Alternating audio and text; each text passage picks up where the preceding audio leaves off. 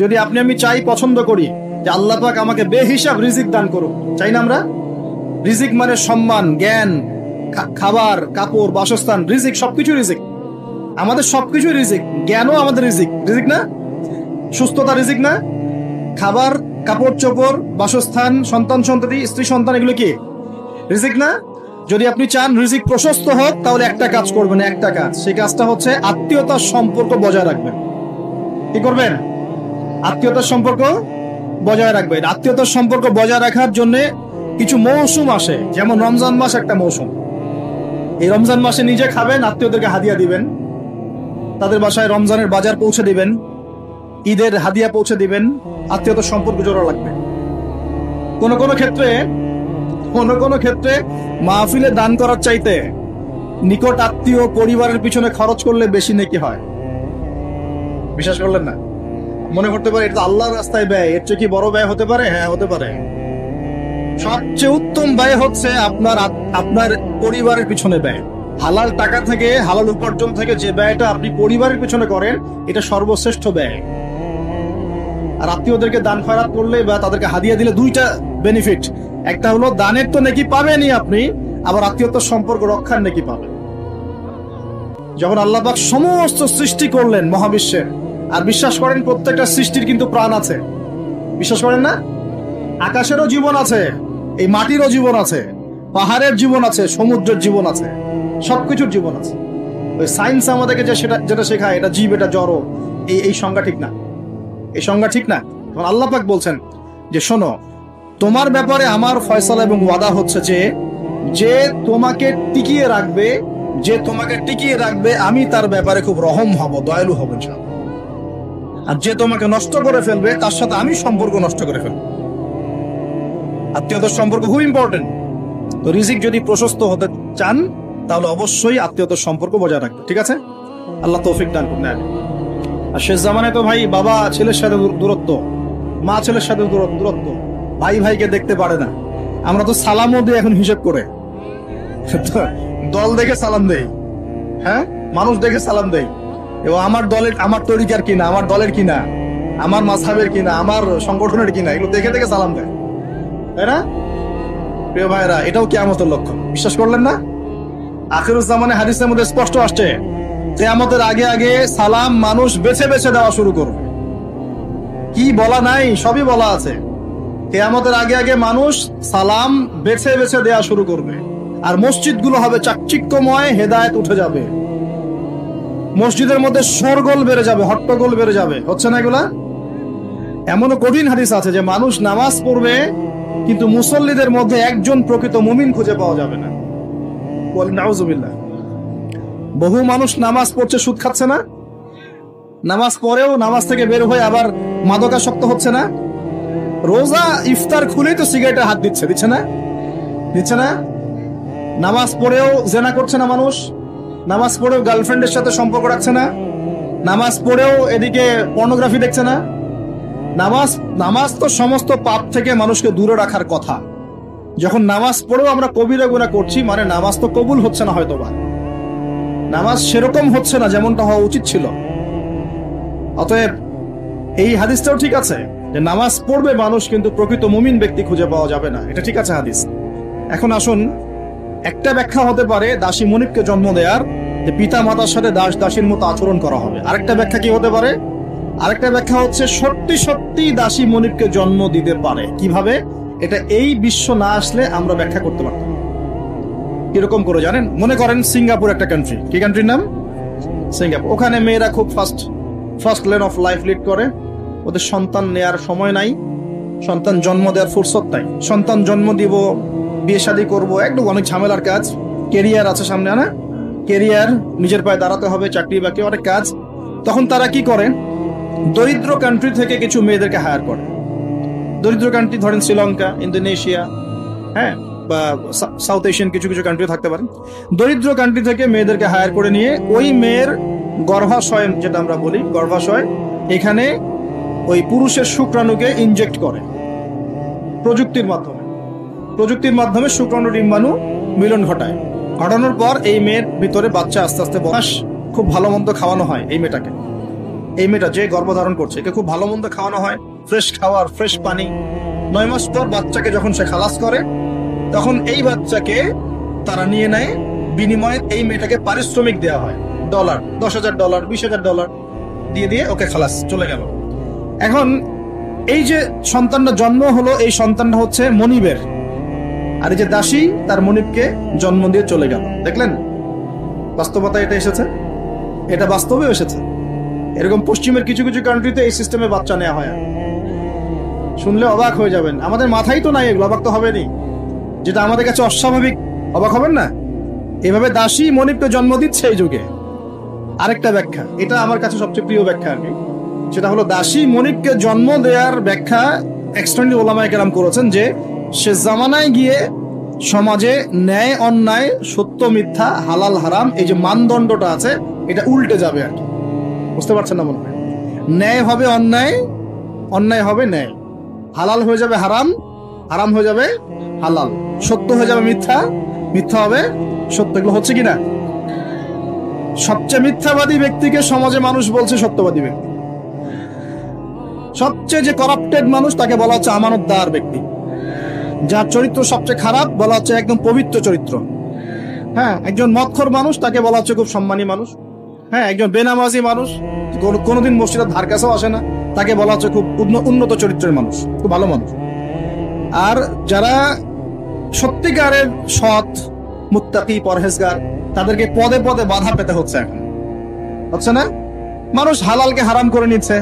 যেমন মদকে মানুষ আগে হারাম মনে করতো, আস্তে আস্তে এখন মাশাআল্লাহ, আস্তাগফিরুল্লাহ, এটা হালাল করে নেওয়া হচ্ছে। হালাল করে নেওয়া হচ্ছে না? মাঝে মাঝে পত্রিকা কিছু রিপোর্ট দেখি, রিপোর্টগুলো দেখলে আসলে কষ্ট হয়। একটা মদের ব্র্যান্ডের নাম দিয়ে বলছে যে এই বছর তারা মদ বিক্রি করে 4,500 কোটি টাকা আর্ন করেছে। কি খুশি, কি খুশির কথা! এবং এতে করে বড় অঙ্কের রাজস্ব আমরা পেয়েছি। বাপ রে বাপ, কি একটা প্রোগ্রেস! এই হারামের টাকা না ঢুকলে মনে হয় রাষ্ট্র নষ্টই হয়ে যেত, ভাবটা এমন। হ্যাঁ, এবছর সুদের মধ্য দিয়ে প্রোগ্রেস হয়েছে আমাদের এত কোটি টাকা, শাবাশ! এই তো মুসলমান নাকি? তো এখন যেগুলো হালাল ছিল সেগুলোকে মানুষ আস্তে আস্তে হারাম করছে, আর হারামগুলোকে আবার হালাল করে নিচ্ছে কিনা? দেখেন তো কত পার্সেন্ট মানুষ পরিপূর্ণ সুদমুক্ত জীবনযাপন করতে পারে। এই যে সুদ থেকে দূরে থাকার পরেও মাঝে মাঝে মেসেজ আসে, দেখবেন যে আপনার এই ব্যালেন্সে 92 পয়েন্ট এত টাকা ইন্টারেস্ট দেওয়া হয়েছে। দেখেন, আসে না? আসে না? খাবেন না, জোর করে খাওয়াবেন। নবী সাল্লাল্লাহু আলাইহি ওয়াসাল্লাম এটাই বলছেন শেষ জামানা সম্পর্কে। ওই জামানায় সুদের ব্যাপক প্রচলন ঘটবে এবং যে ব্যক্তি এখান থেকে দূরে থাকতে চাইবে তার গায়েও সুদের ছিটা ফোটা গিয়ে লাগবে। এটা লাগছে কিনা? এখন লাগছে। এটা কেমন পাপ? আল্লাহ নবী বলছেন এটা মায়ের সাথে জেনা করার মতো পাপ। এটা কেমন পাপ? আল্লাহ বলছেন আল্লাহ এবং তার রাসূলের সাথে যুদ্ধ করার মতো পাপ। নবীজি বুখারীর হাদিসে বলছেন 1 দিরহাম সুদ খেলে 36 বার জেনা করার গুনাহ হয়। এটা এমন পাপ। এর ফলশ্রুতিতে সমাজের এক শ্রেণীর মানুষ ধনী হয়, আর এক শ্রেণীর মানুষ আস্তে আস্তে গরিব হয়।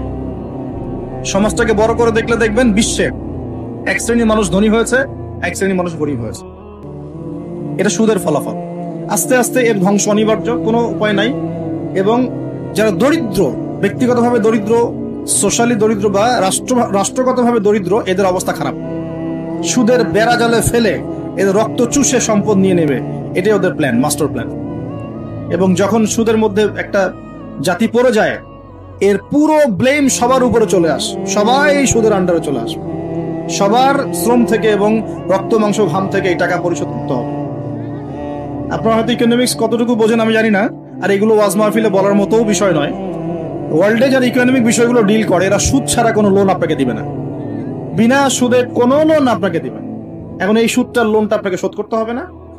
সুদের লোন শোধ করতে হলে আপনাকে জনগণের শ্রম থেকেই সুদটা শোধ করতে হবে, অথবা আপনাকে আপনার নিজের রাষ্ট্রের প্রবৃদ্ধি বাড়িয়ে ওই টাকাটা শোধ করতে হবে। যেভাবেই হোক শোধ করতে হবে। তখন সবার উপরে সেই ব্লেমটা চলে আসবে, আসবে কিনা? এখান থেকে বের হওয়া খুব কঠিন। এখন বের হওয়া খুব কঠিন। আল্লাহ পাক আমাদের জন্য সহজ করুন, দোয়া করে। কঠিন তবে অসম্ভব নয়, কঠিন তবে অসম্ভব নয়। দান সদকা বাড়াতে হবে, জাকাতগুলো প্রদান করার সিস্টেম তৈরি করতে হবে। ওসর দিবেন, গবাদি পশুর জাকাত দিবেন, এবং অপচয় কমাবেন, দুর্নীতি কমাবেন। টাকার 2 নাম্বারই কমিয়ে দিলে এবং আমানতের খেয়ানত কমিয়ে দিলেই ইনশাআল্লাহ একটা জাতির জন্য আল্লাহ পাক আসমান এবং জমিনের বরকতের দরজা খুলে দেবেন ইনশাআল্লাহ। আল্লাহ ওয়াদা করেছেন, এটা এইভাবে সলভ হওয়া সম্ভব। পরে বলবো কিছু কথা ইনশাআল্লাহ। তো এখানে আমার কাছে এই ব্যাখ্যাটা বেশি পছন্দ। নবীজিকে বলছেন আমাদের সাইন বলেন, কিছু সাইন বলেন। নবীজি বলছেন দাসী মনিবকে জন্ম দিবে, তার অন্যতম ব্যাখ্যা হলো শেষ জামানায় হক বাতিল, ন্যায় অন্যায়, সত্য মিথ্যার মানদণ্ড উল্টে যাবে। এটা হয়েছে কিনা? আরেকটা সাইন তিনি বলেছেন, এটা ভালো করে শুনেন। নবীজি বলছেন সাল্লাল্লাহু আলাইহি ওয়াসাল্লাম যে কিয়ামতের আগে আগে ওয়ান্তারাল হুফাতাল উরাতাল আলাতা রিয়া আশ-শাই ইয়াতাতাওয়ালুনা ফিল বুনিয়ান। নবীজি বলছেন কিয়ামতের অন্যতম নিদর্শন হবে সমাজের সবচেয়ে নিকৃষ্ট শ্রেণীর মানুষ, নিকৃষ্ট বলতে দরিদ্র, একদম দরিদ্র, যার পায়ে স্যান্ডেল পরার টাকা ছিল না, গায়ে জামা কেনার টাকা ছিল না। হুফাতাল উরাতাল আলাতা রিয়া আশ-শাই, রাখাল, রাখাল, রিয়া আশ-শাই মানে রাখাল, একদম রাখাল শ্রেণীর মানুষ। এরা কি করবে? ইয়াতাতাওয়ালুনা ফিল বুনিয়ান, এরা উঁচু উঁচু বিল্ডিং নির্মাণ করবে না, বরং উঁচু উঁচু বিল্ডিং নির্মাণের প্রতিযোগিতা করবে। কি করবে? এখানে নির্মাণ করা, ইয়াতাতাওয়ালুনা মানে কিন্তু বানানো না, মানে কি করা? কম্পিটিশন করা, প্রতিযোগিতা। আপনার 10 তলা, আমার 11, আপনার 12, আমার 13, আপনার 15, আমার 20।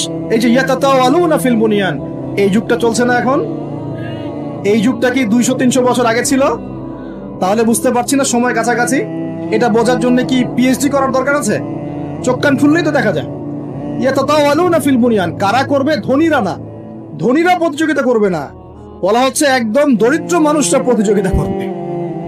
এখন উত্তর দেন তো দেখি, কিভাবে গরিব মানুষ এরকম বিল্ডিং নির্মাণের প্রতিযোগিতা করতে পারে? হ্যাঁ, সুদ খাইলে।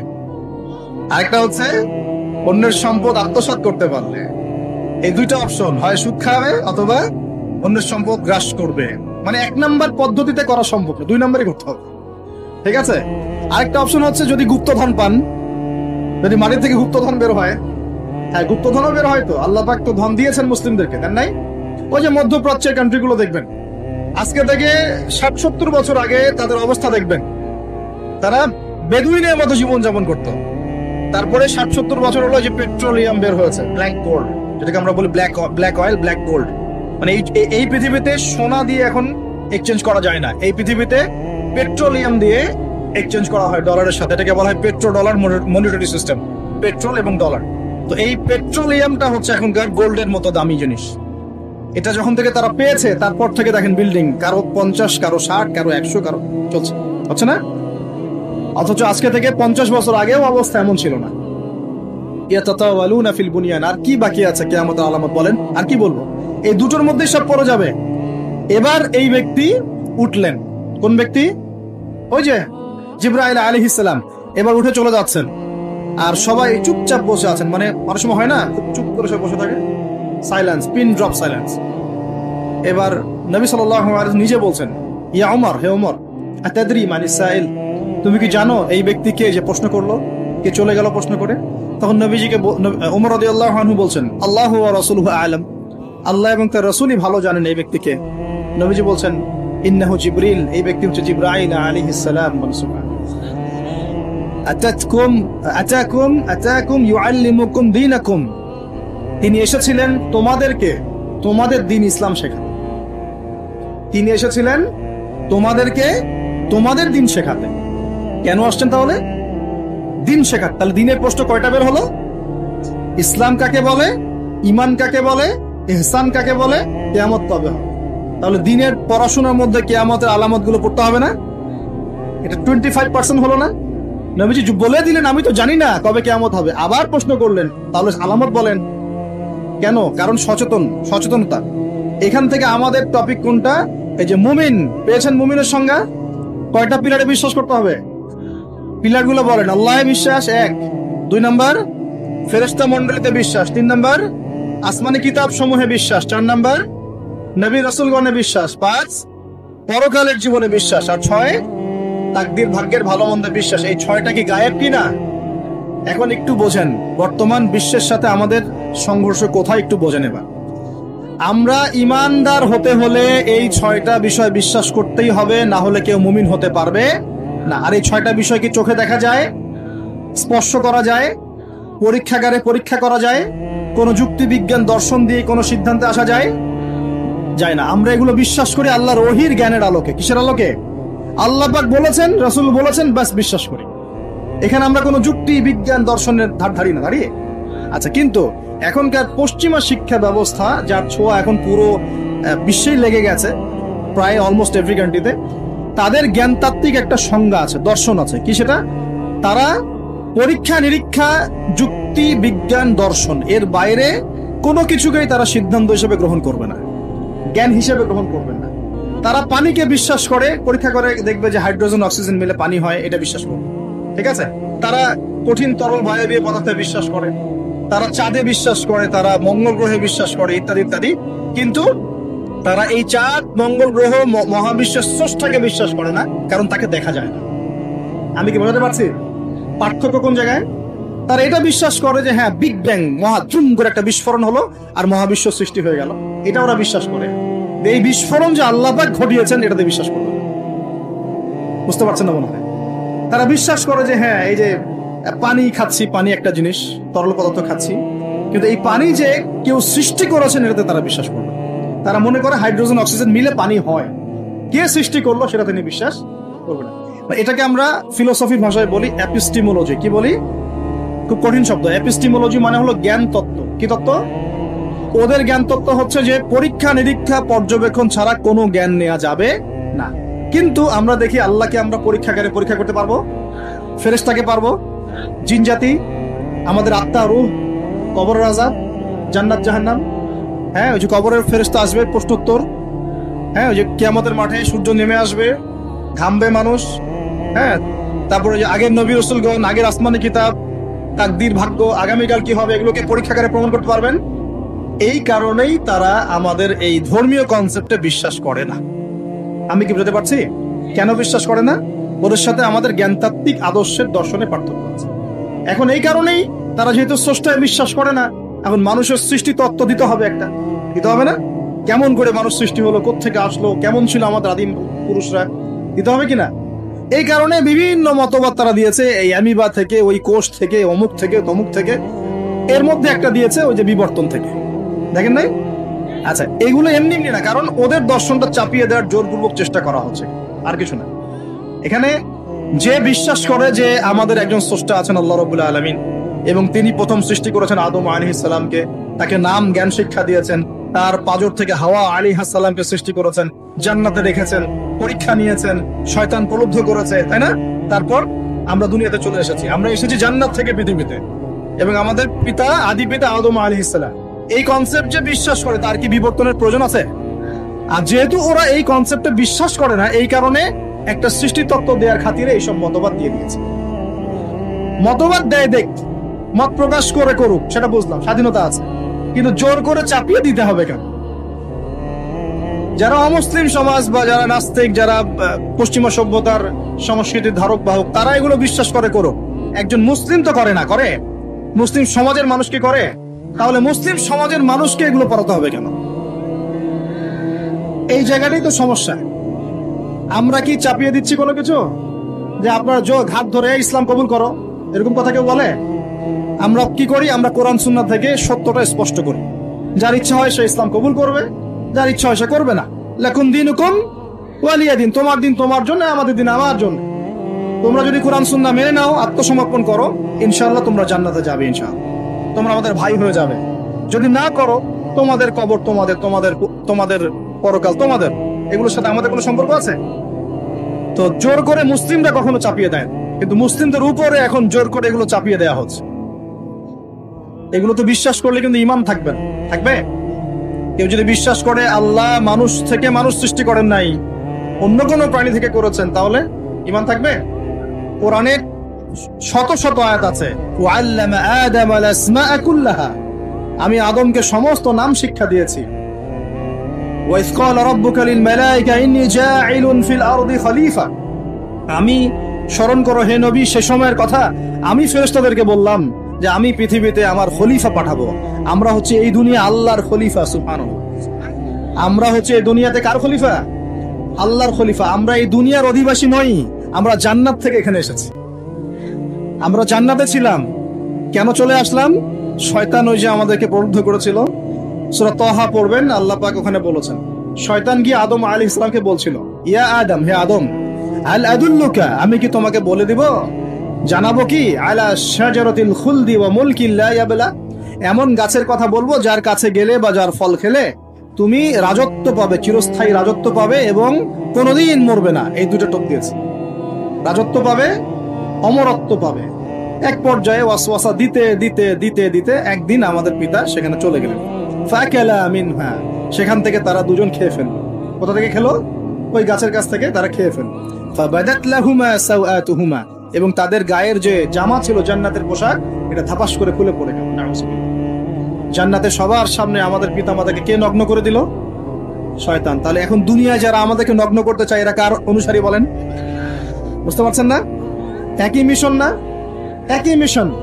আচ্ছা, এরপর আল্লাহ পাক বললেন, তোমরা আর এখানে থাকতে পারবে না। আলাম আকুল লাকুমা ইন্নাশ শাইতানা লাকুমা আদুউম মুবিন, আমি কি তোমাদের দুজনকে বলি নাই, আদম হাওয়া, যে শয়তান হচ্ছে তোমাদের প্রকাশ্য শত্রু?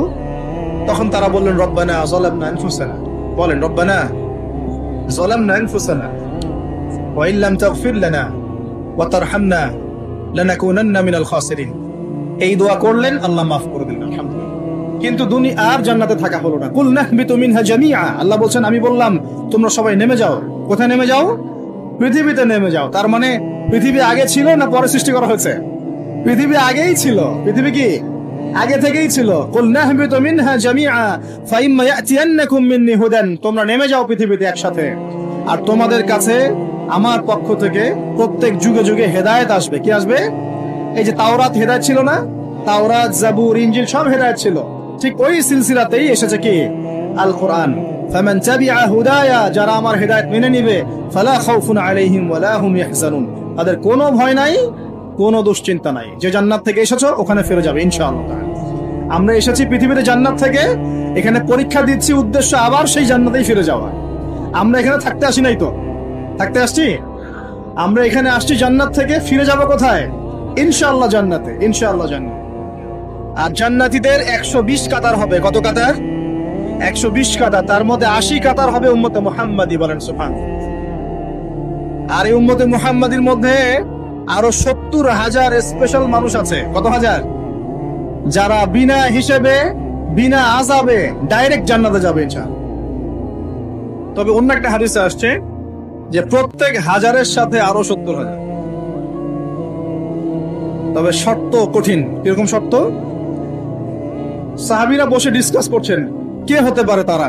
কেউ বলছেন তারা হয়তো প্রথম দিকের মুসলিমরা হবেন, কেউ বলছেন তারা হয়তো মুজাহিদরা হবেন, কেউ বলছেন তারা বদর যুদ্ধের সাহাবীরা হবে, ইত্যাদি।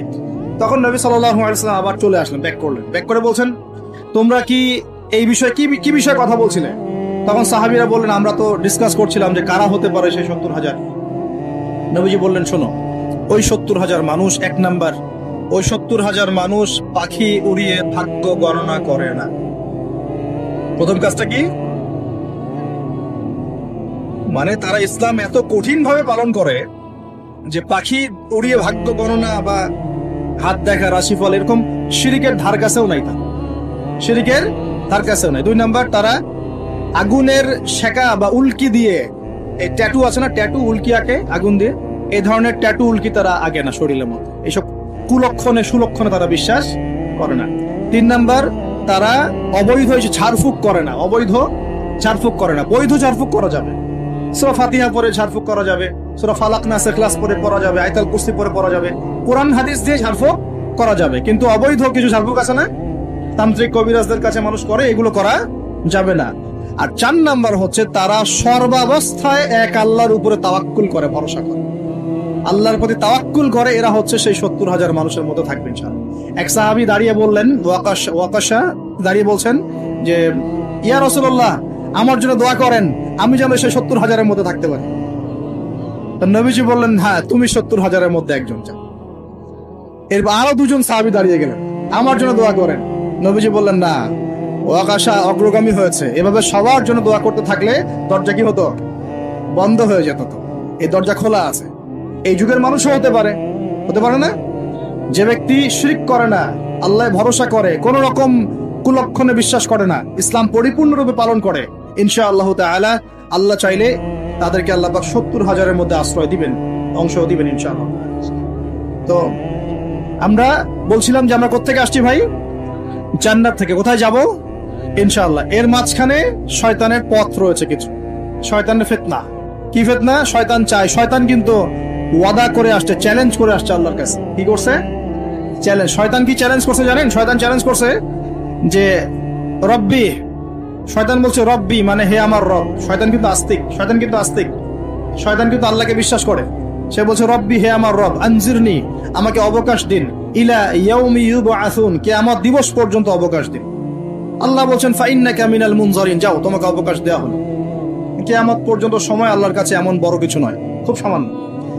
এবার সে বলছে রব্বি ফাবিমা আগওয়াইতানি, হে আল্লাহ যে আদমের জন্য আজকে আমাকে জান্নাত থেকে বের করে দেয়া হলো সিজদা না করার কারণে, লা আকউদান্না লাহু সিরাতাকাল মুস্তাকিম, ওই আদমকে জাহান্নামে নেয়ার জন্য আমি সরল পথে ওঠ পেতে বসে থাকি। বসে থাকে না শয়তান? সুম্মা লাআতিয়ান্না মিন বাইনি আইদিহিম, খুব ভালো করে জায়গাটা বোঝেন প্রিয় ভাইরা।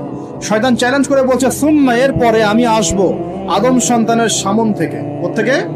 এই সামন থেকে মানে অর্থ হচ্ছে দুনিয়া, মানে আপনাকে দুনিয়ার সমস্ত ফিতনা এসে প্রলুব্ধ করে রাখবে। কারণ দুনিয়া চোখের সামনে দেখা যায় না, দেখা যায় দুনিয়ার অভাবের ধোঁকা দিবে, বেকারত্বের ধোঁকা দিবে, হতাশা, এইটা সেইটা, স্বামী স্ত্রীর ফিতনা, পরিবারের ফিতনা, সামাজিক ফিতনা, আপনাকে দুনিয়ার এই ফিতনা এসে ব্যস্ত রাখবে, রাখে না? এটা হচ্ছে সামন থেকে আসা। ওয়ামিন খালফিহিম, পিছন থেকে আসবে। পিছন থেকে মানে আপনাকে পরকাল সম্পর্কে হতাশ করে দিবে এবং পরকাল সম্পর্কে আপনাকে কুধারণা সৃষ্টি করবে এবং পরকাল সম্পর্কে আপনার মধ্যে একটা গাফেলতি সৃষ্টি করে দিবে যে পরকাল না, পরে দেখা যাবে। হ্যাঁ, পিছনে কি আছে? পরকাল না? তো পিছনটা পরকাল, তো পরকাল আসবে যখন তখন দেখা যাবে। হ্যাঁ, বৃদ্ধ হলে তখন তওবা করে নিব, এখনো কি তাড়াহুড়ার কি আছে, পরে দেখা যাবে শেষ বয়সে। এরকম করে আপনাকে ভুলিয়ে ভালিয়ে রাখবে পিছন থেকে। আবার হতাশ করে দিবে, আমার পরকালে আমার জান্নাত হবে না, আমি তো এত আমল করতে পারি নাই, হ্যাঁ আমার কি হবে, আমি আমার আত্মহত্যা ছাড়া কোনো পথ নাই, এভাবে হতাশ করে ফেলবে আপনাকে পিছন থেকে। সুম্মা লাআতিয়ান্না মিন বাইনি আইদিহিম ওয়া মিন খালফিহিম, সামন থেকে আসবো, পিছন থেকে আসবো, ওয়া আন আইমানিহিম, ডান দিক থেকে আসবো। ডান দিক মানে কি? এটার ব্যাখ্যাও চমৎকার। ডান দিক মানে কি? আমরা বলি না ডান পক্ষ খুব ভালো মনে করি না? ডান পক্ষ ভালো, ডান দিকটা ভালো, শুভ মনে করি তো। ডান দিক হচ্ছে আপনাকে নেক্সট সুরতে সে ধোকায় ফেলবে। ডান দিক মানে কি?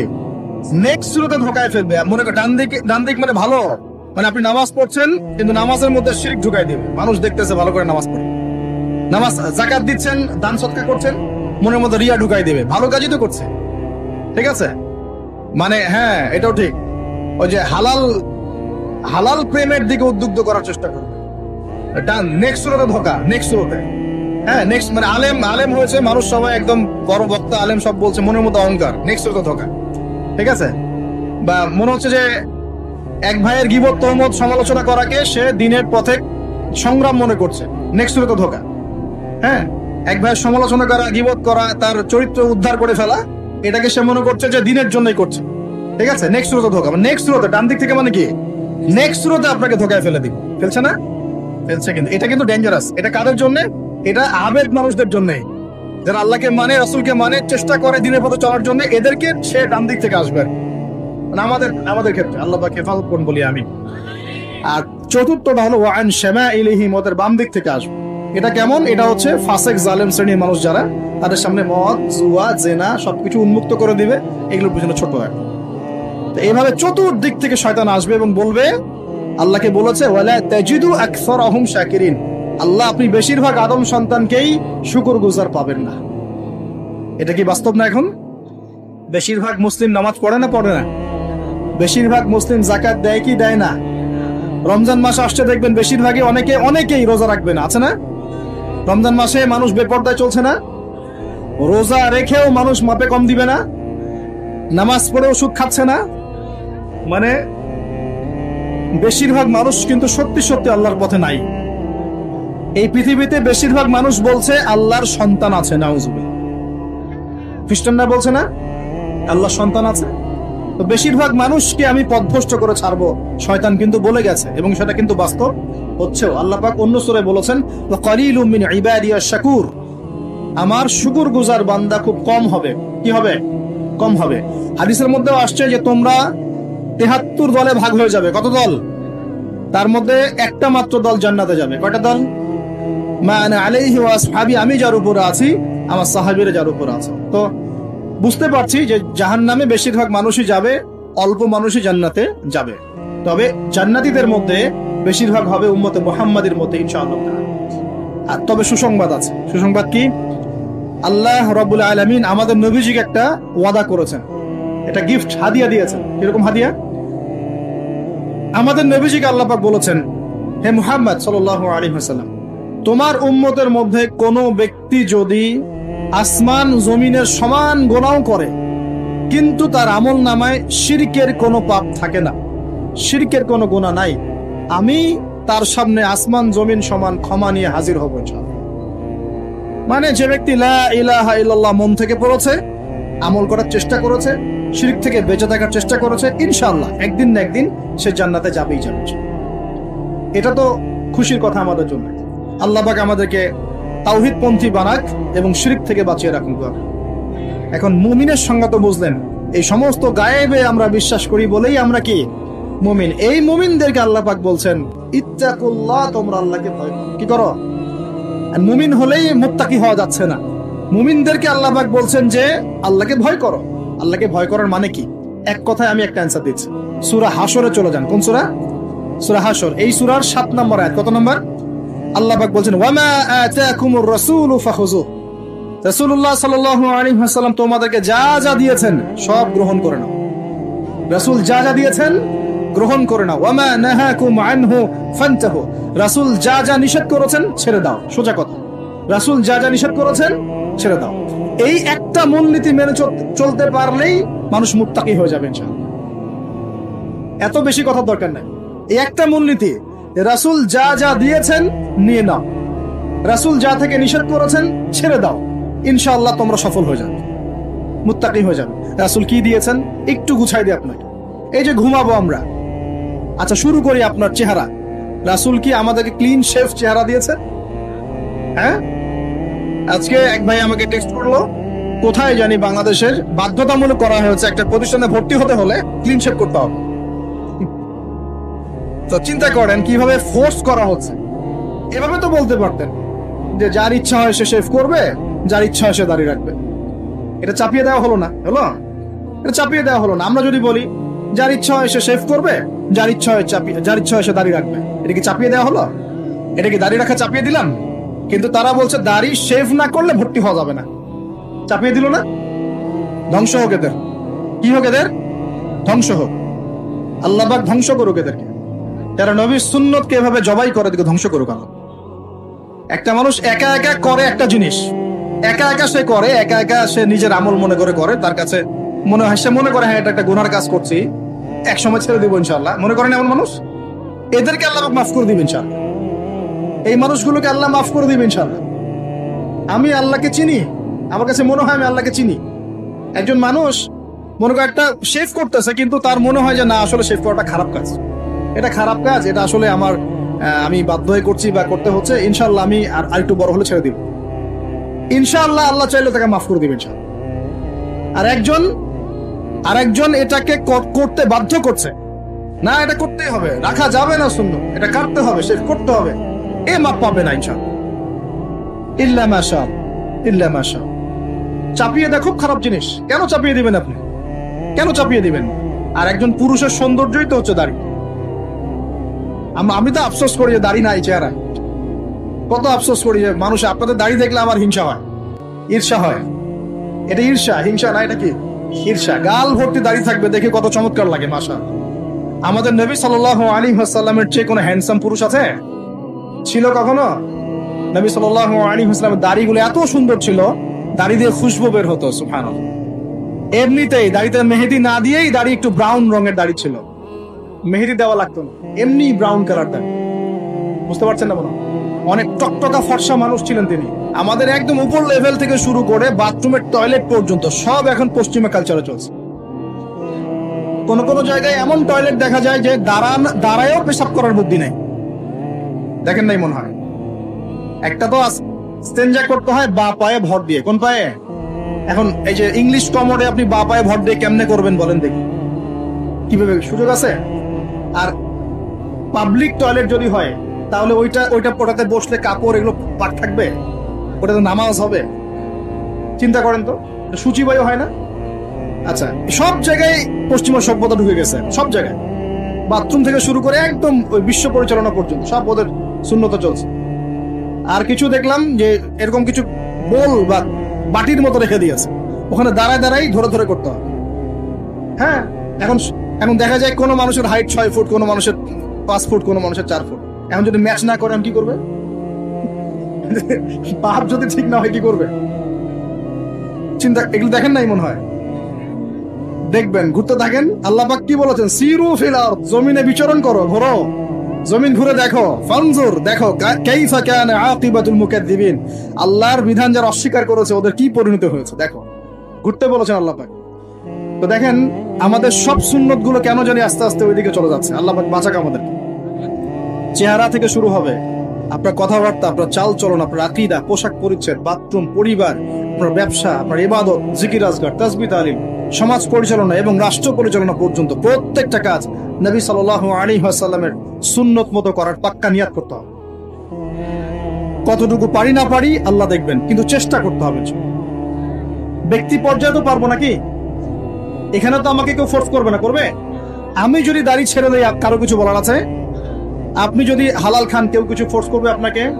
আপনি নামাজ ঠিক মতো পড়েন, রোজা রাখেন, তাসবিহ তাহলিল করেন, জিকির আজগার করেন, আপনার পরিবারে পর্দা কায়েম করেন, কেউ কি ফোর্স করবে আপনাকে? উপরের লেভেলে হয়তো আমরা ইম্পোজ করার ক্ষমতা আমাদের নাই, ওটা পরে। আগে ব্যক্তি জীবন ঠিক করেন, আগে ব্যক্তি জীবন ঠিক করেন, পরিবার ঠিক করেন, আপনার অর্থনীতি ঠিক করেন। ইনশাআল্লাহ তাআলা আল্লাহ পাক আমাদেরকে প্রকৃত মুত্তাকি বানিয়ে দিবেন ইনশাআল্লাহ। আল্লাহ বলছেন প্রকৃত মুত্তাকি হও। কেমন করে আল্লাহকে ভয় করো? হাক্কা তুকাতি, ভয় করার মতো ভয় করো। ভয় করার মতো ভয় মানে কি? জীবনের কিছু অংশে ইসলাম পালন করব, বাকি অংশে করব না, এমন? নাকি জীবনের প্রত্যেকটা ক্ষেত্রে ইসলাম পালনের চেষ্টা করব? কোনটা? জীবনের প্রতিটা ক্ষেত্রে আল্লাহ পাক আমাদের সবাইকে ইসলাম পালন করার তৌফিক দান করুন। আল্লাহকে ভয় করো, ভয় করার মতো করে ভয় করো। আরেকটা কথা বলেছেন আল্লাহ পাক, ওয়ালা তামুতুন্না ইল্লা ওয়া আনতুম মুসলিমুন, পরিপূর্ণ মুসলিম না হয়ে মৃত্যুবরণ। পরিপূর্ণ মুসলিম কি জিনিস? যে ব্যক্তি বেপর্দায় চলে, এক মহিলা, আবার মাশাআল্লাহ নামাজও পড়ে, পরিপূর্ণ মুসলিম হলো কি? একজন ব্যক্তি 5 ওয়াক্ত নামাজি মাশাআল্লাহ, কিন্তু টেবিলের নিচ দিয়ে ঘুষ নিচ্ছে, পরিপূর্ণ মুসলিম হলো? একজন ভাই রোজাদার, মাশাআল্লাহ রোজা রেখেছেন, কিন্তু রোজা রেখে ব্যবসা করছেন, মাপে কম দিচ্ছেন, পরিপূর্ণ মুসলিম হলো? একজন যুবক আল্লাহর জন্য কাজ করছে মাশাআল্লাহ, আবার এদিকে হারাম সম্পর্কে লিপ্ত, পরিপূর্ণ মুসলিম হলো কি? পরিপূর্ণ মুসলিমের সংজ্ঞা বোঝানোর জন্য কোনো ব্যাখ্যার প্রয়োজন নাই। পরিপূর্ণ মুসলিম মানে উদখুলু ফিস সিলমি কাফা, তোমরা ইসলামের হুকুম আহকামকে পরিপূর্ণ রূপে গ্রহণ করো, ইসলামে পরিপূর্ণ রূপে প্রবেশ করো, বাস। এখন একসাথে কি সব আমল করা যায়? যায় না, কিন্তু চেষ্টা তো করা যায় নাকি?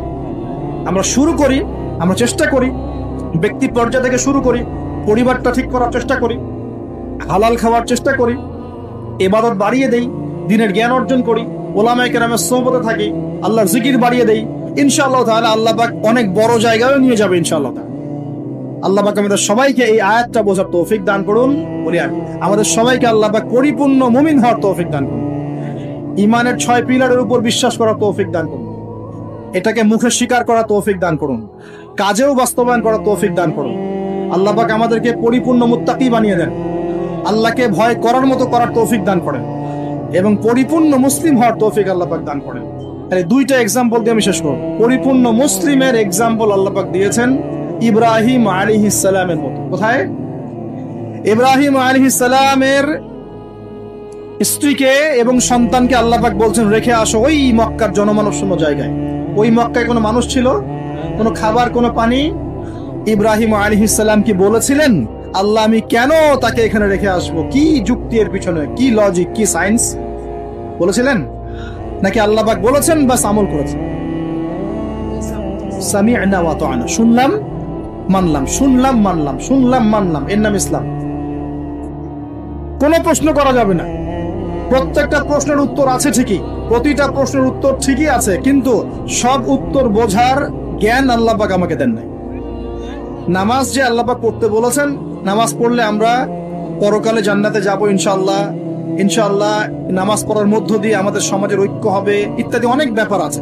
আপনার ফিজিক্যালও অনেক উপকার আছে, নামাজ পড়লে শারীরিক অনেক উপকারও আছে, কিন্তু সবকিছু তো আর ব্যাখ্যা করার প্রয়োজন নাই। আল্লাহ বলেছেন করো, নিশ্চয়ই এর মধ্যে কল্যাণ আছে, ব্যাস। আল্লাহ বলেছেন জাকাত দাও, জাকাত দিতে আল্লাহ বলেছেন দিতে হবে। এটা কেন দিব? আল্লাহ কি অন্যকে খাওয়াতে পারেন না? আমাকে খাওয়াতে হবে কিনা, এত যুক্তি তর্কের দরকার নাই। আল্লাহ পাক জাকাত দিতে বলেছেন, নিঃসন্দেহে এর পিছনে অর্থনৈতিক সমৃদ্ধি আছে। আল্লাহ বলেছেন রমজান মাসে রোজা রাখো, এটা এটা এটা রাখলে আধ্যাত্মিক অর্জন হবে, তাকওয়া অর্জন হবে। আমরা রমজান মাসে তারাবি পড়ি, ইবাদতের মৌসুম, কোরআন খতম দেই, আমরা জিকির করি, অন্যকে ইফতার করাই, জাকাত দেই, সাদকাতুল ফিতর দেই, কত ইবাদত করি রমজান মাসে। আল্লাহ পাক করতে বলেছেন, এর পিছনে আরো অনেক কল্যাণ আছে, হয়তো আমরা জানি না। আমার শরীরে হয়তো এমন অনেক সমস্যা হতো যেটা রমজান মাসে রোজা রাখার ফলে শরীর ঠিক হয়ে গেছে, হবে না? এই ওযু করি, আমরা ওযু করি পবিত্রতা অর্জন করার জন্য, নামাজের জন্য, কিন্তু এই ওযু করার বদৌলতে অনেক ভাইরাস ব্যাকটেরিয়া থেকে আল্লাহ আমাদেরকে বাঁচান না? সবকিছুর পিছনে কোনো না কোনো কারণ আছে, সব কারণ হয়তো আমার জানা নাই। এই জন্য আল্লাহ পাক বলেছেন সামি'না আতা'না, এর নাম মুসলিম, শুনলাম মানলাম, এর নাম মুসলিম। সব এত প্রশ্ন করা যাবে না, ওইটা কেন, এইটা কেন, পর্দা কেন, এই যুগে পর্দা কেন, ইসলামের চোরের হাত কাটার বিধান কেন, কেন হাত কাটার বিধান? এই এলাকায় যদি একটা চোরকে সবার সামনে হাত কেটে দেয় কেউ, এলাকায় চুরি বাড়বে না কমবে? কি মনে হয় আপনাদের? আর যদি তাকে বিভিন্ন ফাঁক করে বের করে দেন, ছেড়ে দেন, চুরি আরো বাড়বে না কমবে? আরো বাড়বে, আরো বাড়বো। দেখবে যে করলে কোনো শাস্তি নাই, আরো করবো। মদ খাইলে কোনো শাস্তি নেই, আরো খাবো। চুরি করলে কোনো শাস্তি হয় না, আরো করবো। বাস, এই তো বাড়তেই আছে দিন দিন এগুলো। আর যদি সবার সামনে ধরে একটা ধর্ষককে ফাঁসি দিয়ে দেন, আর ভয়ে কেউ ধর্ষণ করার চেষ্টা করবে না। আল্লাহ পাকের বিধান প্রতিটাই কল্যাণকর। এখন মানুষকে এগুলো বোঝাতে হয়। আফসোস, কিছু মানুষ বলে ভাই সব জায়গায় ধর্ম টেনে আনবেন না। সব জায়গায় ধর্ম টেনে আনবো না মানে কি? সব জায়গায় আপনার মন গড়া বিধান টেনে আনবেন না, সব জায়গায় ধর্ম ঠিকই চলবে। আমাদের এটা কি শুধু ধর্ম না, জীবন ব্যবস্থা? জীবন ব্যবস্থা কি পুরো জীবন কেন্দ্রিক হয় না? এখানে ব্যক্তি জীবনের হেদায়েত নাই, এখানে পারিবারিক হেদায়েত নাই, অর্থনৈতিক হেদায়েত নাই, সামাজিক হেদায়েত নাই। তাহলে সব জায়গায় ইসলাম চলবে না কেন? কেন চলবে না? এটাই হলো আমাদের এখনকার বিশ্বের চ্যালেঞ্জ। এই জায়গায় সবাইকে আবার পরিপূর্ণ মুসলিম হওয়ার তৌফিক আল্লাহ পাক দান করুন।